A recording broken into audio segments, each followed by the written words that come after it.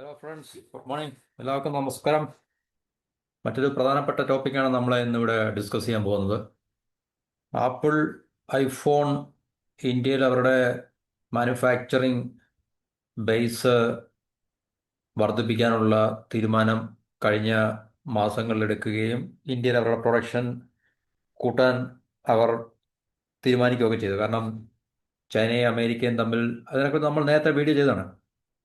ചൈനയും അമേരിക്കയും തമ്മിൽ നിൽക്കുന്ന ട്രേഡ് വാർ അല്ലെങ്കിൽ വ്യാപാര യുദ്ധത്തിൻ്റെ അനന്തരഫലമായിട്ട് ചൈനയിൽ നിന്നും നിർമ്മിച്ച് അമേരിക്കയിലേക്ക് എക്സ്പോർട്ട് ചെയ്യുക എന്നുള്ളത് ദുഷ്കരമായ ഒരു പ്രശ്നമായതുകൊണ്ട് അവരുടെ മാനുഫാക്ചറിങ് ഇന്ത്യയിലേക്ക് ഷിഫ്റ്റ് ചെയ്യാൻ വേണ്ടിയുള്ള പ്ലാനും, അങ്ങനെ മാനുഫാക്ചറിങ് ഇന്ത്യയിൽ ഏകദേശം നല്ലൊരു തരത്തിൽ വർദ്ധിച്ചു വരികയും എക്സ്പോർട്ട് കൂടുകയൊക്കെ ചെയ്തുകൊണ്ടിരിക്കുന്ന ഒരു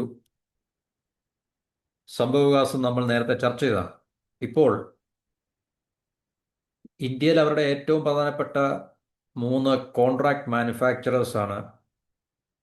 ഒന്ന് ടാറ്റ ഇലക്ട്രോണിക്സ്, ഒന്ന് ഫോക്സ്കോണ്, പിന്നെ വേറൊരു കമ്പനികളുണ്ട്, പെഗ പെഗാട്രോൺ എന്ന് പറഞ്ഞിട്ട്. ഈ 3 കമ്പനികളാണ് ഇന്ത്യയിൽ അവർക്ക് വേണ്ടി, അതായത് ഈ ആപ്പിളിന് വേണ്ടി ഫോൺ മാനുഫാക്ചർ ചെയ്ത് കൊടുക്കുന്നത്.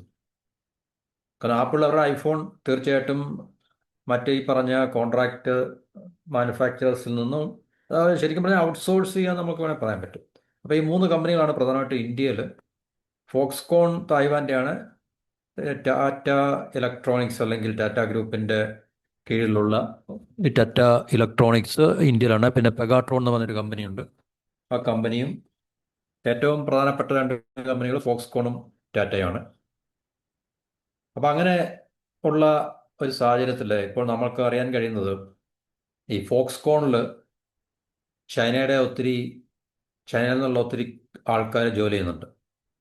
അപ്പോൾ ചൈനീസ് ഗവൺമെൻറ് കഴിഞ്ഞ 2 മാസമായിട്ട് ഏകദേശം 300-ന് മേളിൽ വരുന്ന ആൾക്കാരെ തിരിച്ചു വിളിക്കുകയുണ്ടായി. ഈ ഫോക്സ്കോണിൽ വർക്ക് ചെയ്യുന്ന അല്ലെങ്കിൽ വർക്ക് ചെയ്തുകൊണ്ടിരുന്ന 300-ൽ ആൾക്കാരെ അത് തിരിച്ചു വിളിക്കുകയുണ്ടായി. ഈ തിരിച്ചു വിളിച്ചതിൻ്റെ ഏറ്റവും പ്രധാനപ്പെട്ട കാരണം എന്ന് പറഞ്ഞു കഴിഞ്ഞാൽ, നമുക്കറിയാം ഈ വ്യാപാര യുദ്ധം തുടങ്ങിയതിന് ശേഷം ചൈനയിൽ നിന്നും പല കമ്പനികളും വിട്ടുപോവുകയും അവർ ഇന്ത്യയെ ആസ്ഥാനമാക്കി പ്രവർത്തിക്കാനൊക്കെ തീരുമാനമെടുക്കുന്ന ഒരു കാഴ്ച നമ്മൾ കണ്ടുകൊണ്ടിരിക്കുകയാണ്. അത് ചൈനയെ വളരെ കുറച്ചൊന്നുമല്ല അലോസരപ്പെടുത്തിയതും അല്ലെങ്കിൽ അവർക്ക് തീർച്ചയായിട്ടും തലവേദന ഉണ്ടാക്കുന്നതും.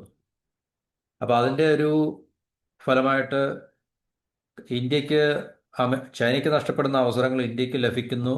അതുവഴി ഇന്ത്യക്ക് സാമ്പത്തികമായിട്ട് വളരാൻ സാധിക്കുമെന്നുള്ളൊരു അവസ്ഥ വിശേഷം നിലനിൽക്കുന്നത് ചൈനയെ സംബന്ധിച്ചിട്ടും സ്വീകാര്യമായിട്ടുള്ളൊരു കാര്യമല്ല. അതുകൊണ്ട് പരമാവധി ഏതെല്ലാം രീതിയിൽ ഇന്ത്യക്ക് പാരപണിയാൻ ശ്രമിക്കാൻ കഴിയുമോ അതെല്ലാം ചൈനയുടെ ഭാഗത്തുനിന്ന് ഉണ്ടാകുന്നുണ്ട്. അപ്പോൾ അതിൻ്റെ കൂടെ വെളിച്ചത്തിലാണ് നമ്മൾ ഈ ഒരു ചൈനീസ് തീരുമാനം നമുക്ക് കാണേണ്ടത് എന്നാണ് നമുക്ക് മനസ്സിലാക്കാൻ സാധിക്കുന്നത്. അപ്പോൾ ഫോക്സ്കോൺ ഇത്രയും ആൾക്കാരെ തിരിച്ചു വിളിക്കുക എന്ന് പറയുമ്പോൾ, ഫോക്സ്കോണിൽ വർക്ക് ചെയ്തുകൊണ്ടിരുന്ന ഇത്രയും ലേബറേഴ്സ്, തൊഴിലാളികൾ, വ്യത്യസ്തമായിട്ടുള്ള, അത് കൂടുതലും എൻജിനീയറിങ് സെക്ഷനിലൊക്കെയുള്ളതാണ് കൂടുതലല്ല, ടെക്നോളജി കൈകാര്യം ചെയ്യുന്ന ആൾക്കാർ. അപ്പോൾ തീർച്ചയായിട്ടും ടെക്നോളജി കൈകാര്യം ചെയ്യുന്ന ആൾക്കാർ ഈ കമ്പനിക്ക് നഷ്ടപ്പെടുമ്പോൾ ആ കമ്പനി നേരിടുന്ന പ്രതിസന്ധി വലുതായിരിക്കും. പക്ഷേ പ്രതിസന്ധി നേരിടുന്നുണ്ട്. അതിനെ തീർച്ചയായിട്ടും നമുക്ക് പെട്ടെന്ന് ഒരു കമ്പനിക്കോ ഒരു കോർപ്പറേഷനോ അതിനെ എന്താ പറയുന്നത് ഓവർകം ചെയ്യാൻ സാധിക്കത്തില്ല.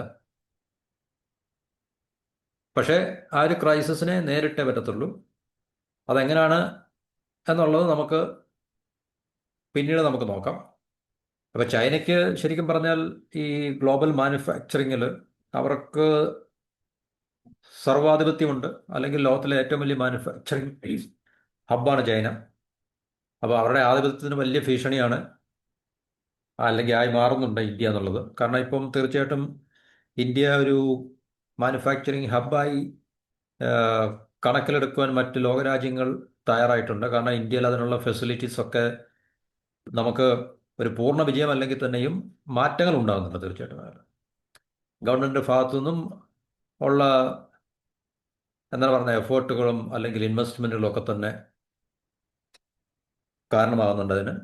തീർച്ചയായിട്ടും ബിസിനസ് നടത്തുവാൻ, ബിസിനസ് ചെയ്യുവാൻ അനുകൂലമായിട്ടുള്ളൊരു സാഹചര്യം നിലനിൽക്കുന്നില്ലെങ്കിൽ ഗ്ലോബൽ മാനുഫാക്ചറേഴ്സ് ഒന്നും ഒരു രാജ്യത്തെ സമീപിക്കത്തില്ല. അപ്പോൾ ഇന്ത്യയിൽ മാറ്റങ്ങൾ ഉണ്ടാകുന്നുണ്ട് തീർച്ചയായിട്ടും. പക്ഷെ നമുക്ക് ചൈനയെ പോലെ വ്യാപകമായിട്ട് മാനുഫാക്ചർ ചെയ്യാൻ കപ്പാസിറ്റി ഉള്ള കഴിവുള്ള ഒരു രാജ്യമൊന്നും ആയി മാറിയിട്ടില്ല. പക്ഷെ നമ്മൾ പിന്നെ എന്താണ് പറയുന്നത്, ചുവടുവെപ്പുകൾ വെച്ചുകൊണ്ടിരിക്കുകയാണ് നമുക്ക്. അപ്പോൾ ഈ പ്രസിഡന്റ് ട്രംപിൻ്റെ വ്യാപാര യുദ്ധം അല്ലെങ്കിൽ തീരുവ യുദ്ധം അത് ചൈനയ്ക്ക് വലിയൊരു ആഘാതം സൃഷ്ടിച്ചിട്ടുണ്ടെന്ന് നമ്മൾ മനസ്സിലാക്കിയതാണ്. അപ്പോൾ അതുകൊണ്ട് ചൈനയിൽ നിന്ന് പല കമ്പനികൾ, എന്നാൽ ചൈനയിൽ ബിസിനസ് ചെയ്യാൻ സാഹചര്യങ്ങളില്ലാണ്ടല്ല, പക്ഷേ ഈ തീരുവ വളരെ കൂടുതലായതുകൊണ്ട് അമേരിക്കൻ മാർക്കറ്റിലേക്ക് അല്ലെങ്കിൽ മറ്റ് യൂറോപ്യൻ മാർക്കറ്റിലേക്കൊന്നും അവർക്ക്, പ്രത്യേകിച്ച് അമേരിക്കൻ മാർക്കറ്റിലേക്ക്, കാരണം ചൈനയുടെയൊക്കെ വൻ തോതിലുള്ള വ്യാപാരം അമേരിക്കയായിട്ട് നടക്കുന്നുണ്ടല്ലോ. അപ്പോൾ അവർക്ക് അതുകൊണ്ട് കയറ്റുമതി ചെയ്യാൻ സാധിക്കത്തില്ല. അതുകൊണ്ട് തീർച്ചയായിട്ടും അവർക്ക് ഓൾട്ടർനേറ്റീവ് ആയിട്ടുള്ള വഴികൾ തേടിപ്പോയേ പറ്റത്തുള്ളൂ. അപ്പോൾ ചൈനയിൽ ഉൽപ്പാദിപ്പിക്കുന്ന സാധനങ്ങൾ മെയ്ഡ് ഇൻ ചൈന എന്ന് പറഞ്ഞ് അമേരിക്കയിലേക്ക് കൊണ്ടെത്താൻ സാധിക്കത്തുള്ളൂ. അപ്പോൾ അത് തീർച്ചയായിട്ടും തീരുവ ബാധകമാകാനും. അപ്പോൾ അവർക്ക് വിറ്റഴിക്കാൻ സാധിക്കത്തില്ല. അപ്പോൾ അവർ അവിടെ ഇതുവരെ ഉണ്ടായിരുന്ന കമ്പനികൾ ഇന്ത്യ പോലുള്ള, വിയറ്റ്നാം പോലുള്ള മറ്റു രാജ്യങ്ങളിലേക്ക് അവർ പലായനം ചെയ്യുകയും, അപ്പോൾ തീർച്ചയായിട്ടും അത് ചൈനയെ സംബന്ധിച്ച് വലിയൊരു സെറ്റ് ബാക്കാണ്, ഒരു തിരിച്ചടി ആയിക്കൊണ്ടിരിക്കുകയാണ്. ചൈനയിൽ നിർമ്മാണ യൂണിറ്റുകൾ ഉണ്ടായിരുന്ന പല കമ്പനികളും ഇപ്പോൾ ഇന്ത്യയിലേക്ക് വരുന്നു. അതുപോലെ തന്നെ വിയറ്റ്നാം ഇതുപോലുള്ള രാജ്യങ്ങളിലേക്ക് അവർ വിട്ടുനോക്കുന്നുണ്ട്. അപ്പോൾ ഇന്ത്യക്ക് ലോകരാജ്യങ്ങളുമായിട്ടുള്ള ബന്ധങ്ങളും അതുപോലെ വികസിച്ചുകൊണ്ടിരിക്കുന്ന അടിസ്ഥാന സൗകര്യങ്ങളും ഒക്കെ തന്നെ, പിന്നെ തൊഴിലാളികളുടെ എണ്ണത്തിൽ നമുക്ക് ആൾക്കാർ ഇവിടെയുള്ള, പിന്നെ എന്താണ് പറയുന്നത്, നമുക്ക് മാൻ പവർ ഉള്ളതുകൊണ്ടും അതൊരു വലിയ വിഷയമല്ല. അപ്പോൾ ഇന്ത്യയിലേക്ക് കമ്പനികളെ ആകർഷിക്കുന്നതിൻ്റെ പ്രധാന ഘടകങ്ങൾ ഇതൊക്കെയാണ്.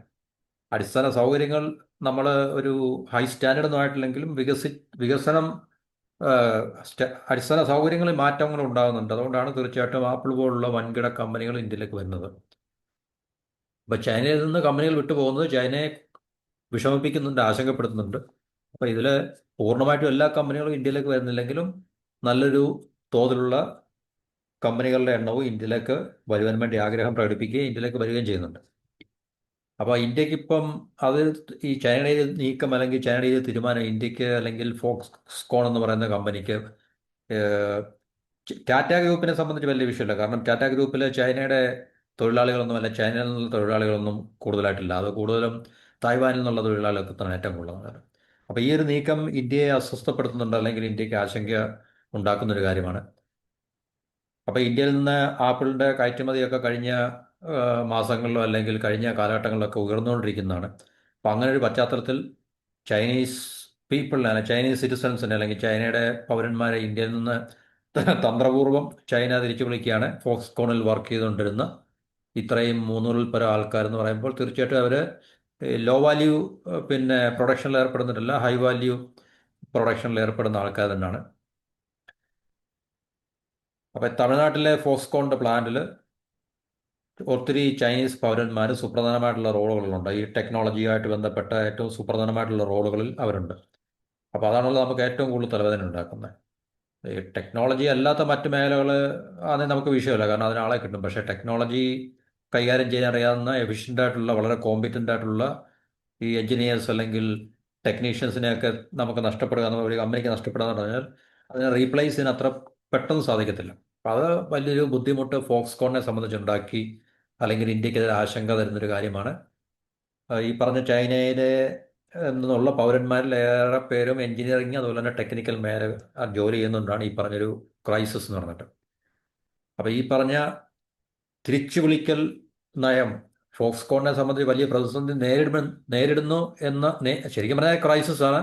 ഒരു ക്രൈസിസും, കാരണം ഇത്രയും കൂടുതൽ ആൾക്കാരെ തിരിച്ചു വിളിക്കുമ്പോൾ പെട്ടെന്ന് അതിനെ റീപ്ലേസ് ചെയ്യാൻ, അല്ലെങ്കിൽ അതിനെ ഓൾട്ടർനേറ്റീവ് ആയിട്ടുള്ളൊരു എന്താണ് സംവിധാനം ഉണ്ടാക്കിയെടുക്കുന്ന പെട്ടെന്ന് സാധ്യമായിരിക്കത്തില്ല. ഏത് കമ്പനിക്കായാലും, എത്ര വലിയ കമ്പനിക്കായാലും അത് വളരെ സാധ്യമാണ്, പക്ഷെ അത് പെട്ടെന്ന് സാധ്യമല്ല എന്നുള്ളൊരു വശം കൂടെ അതിനുണ്ട്. അപ്പോൾ ഫോക്സ്കോൺ എന്താ ചെയ്യുന്നതെന്ന് ചോദിച്ചു കഴിഞ്ഞാൽ, ചൈനക്കാർക്ക് പകരം തായ്വാൻ അല്ലെങ്കിൽ US എന്നിവിടങ്ങളിൽ നിന്ന് വിദഗ്ധരെ എത്തിക്കാൻ നീക്കം നടത്തുന്നതാണ് നമുക്കറിയാൻ സാധിക്കുന്നത്. പക്ഷേ US-ൽ നിന്ന് വിദഗ്ധരെ എത്തിക്കുക എന്ന് പറഞ്ഞു കഴിഞ്ഞാൽ അത്ര നമുക്ക് ഈ ചൈനയിൽ നിന്നും, അല്ലെങ്കിൽ ഈ ചൈന, ഇന്ത്യ ഇതുപോലുള്ള രാജ്യത്തു നിന്നുള്ള തൊഴിലാളികൾക്ക് കൊടുക്കുന്ന അത്രയും വേതനം കൊടുത്തു കഴിഞ്ഞാൽ US-ൽ നിന്നും ആൾക്കാർ വരത്തില്ല. കാരണം ലോകത്തിൽ തന്നെ ഏറ്റവും വളരെയധികം ലേബർ ചാർജ് അല്ലെങ്കിൽ എന്താണ് പറയുന്നത്, ഈ മാൻ പവർ കോസ്റ്റ് കൂടുതലുള്ള ഒരു രാജ്യമാണല്ലോ അമേരിക്ക എന്ന് പറഞ്ഞാൽ. അപ്പോൾ അതുകൊണ്ട് തീർച്ചയായിട്ടും അത് സാധ്യമാകുമെന്ന് നമുക്ക് അറിയില്ല. ഈ പുതിയ മോഡലുകൾക്ക് മാത്രമാണ് ചൈനയുടെ ആവശ്യമുള്ളത്. പഴയ ഐഫോൺ മോഡലുകളുടെ നിർമ്മാണത്തിൽ ഇന്ത്യക്കാർ ഏറ്റവും കൂടുതൽ അതിനകത്തിൽ വിന്യസിക്കപ്പെട്ടിട്ടുണ്ട്. അപ്പോൾ ഈ ചൈനയ്ക്ക് പകരം യു എസിൽ നിന്നുള്ള പൗരന്മാരെ കൊണ്ടുവരുന്നത് ഫോക്സ്കോണിന്റെ ചിലവ് ഉയർത്തും. നമ്മൾ പറഞ്ഞാൽ അവരുടെ ലേബർ കോസ്റ്റ് വളരെ കൂടുതലാണ്. ചൈനക്കാർക്ക് കൊടുക്കുന്നതിനേക്കാൾ 6 ഇരട്ടി അല്ലെങ്കിൽ അതിൽ കൂടുതലൊക്കെ യു എസിൽ നിന്നുള്ള ആൾക്കാർ കൊടുക്കേണ്ടി വരും. ഈവൻ തായ്വാനിൽ നിന്നുള്ള ആൾക്കാർക്ക് പോലും ചൈനക്കാർക്ക് കൊടുക്കുന്നതിൻ്റെ 50% അധികം ശമ്പളം നൽകേണ്ടി വരുന്ന ഒരവസ്ഥയാണ്. അപ്പോൾ പിന്നെ നമുക്ക് യു എസിൽ നിന്നുള്ള വിദഗ്ധരുടെ അല്ലെങ്കിൽ യു എസിൽ നിന്നുള്ള തൊഴിലാളികൾക്ക് എത്രത്തോളം ഇരട്ടി വേതനം കൊടുക്കേണ്ടി വരും. അത് കാരണം ഫോക്സ്കോൺ എന്ന് പറയുന്ന മാനുഫാക്ചർ നേരിടേണ്ടി വരുന്ന ഉയർന്ന ഉൽപാദന ചെലവും വലിയൊരു പ്രശ്നമാണ്. അതുകൊണ്ട് തീർച്ചയായിട്ടും യു എസിൽ നിന്നുള്ള ഒരു ഏം, പൗരന്മാരെ ഫോക്സ്കോൺ അക്കോമഡേറ്റ് ചെയ്യാനുള്ള സാധ്യത ചിലപ്പോൾ വളരെ ക്രിട്ടിക്കലായിട്ടുള്ള ചില പൊസിഷനിൽ അല്ലെങ്കിൽ ചില മേഖലകളിലൊക്കെ അവർക്ക് വിന്യസിക്കേണ്ടി വന്നേക്കാം ഈ ഒരു ഗ്യാപ്പ് ഫില്ല് ചെയ്യാൻ വേണ്ടി. പക്ഷേ ഉയർന്ന ശമ്പളം അല്ലെങ്കിൽ ഉയർന്ന വേതനം, ഉയർന്ന ചിലവ് എന്നുള്ളൊരു ഫാക്ടർ യാഥാർത്ഥ്യം കണക്കിലെടുക്കുമ്പോൾ അത് ഫോക്സ്കോൺ എത്രത്തോളം അതിനെ, ഫോക്സ്കോണിന്റെ മാത്രം വിഷയമല്ലോ, കാരണം ആപ്പിളിന് ഇതൊരു വിഷയമാണല്ലോ.